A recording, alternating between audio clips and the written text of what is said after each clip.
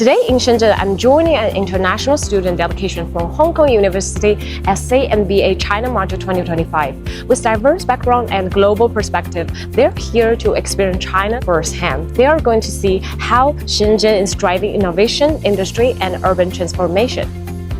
This program brings together 16 students from 26 countries representing a wide range of professional backgrounds across consulting, finance, project management, and industry.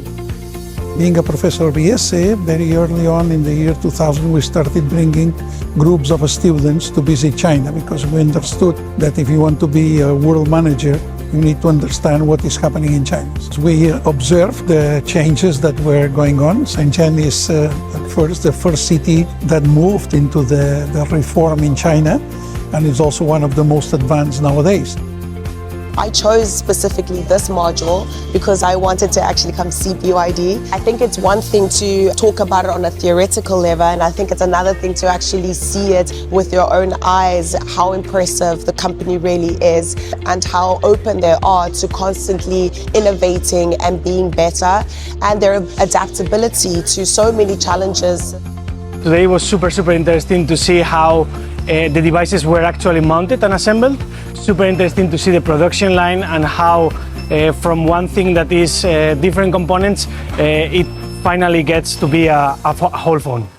The most impressive thing I saw was actually in the initial Tencent showroom experience. I think it was virtual reality, but for historical monuments which have been preserved, and how using the Tencent technology, one can have a remote experience of the same historical monument and see it as real as it gets. I think that was very exciting. In Spain, in Mexico, for example, it's very common to go to the counter, ask for your coffee there. But now, it's very simple task is to just order in advance, and when you arrive to the coffee shop, your coffee is already there. No? And I think that's like a very simple example, but I think it applies to a lot of different areas. For example, payments.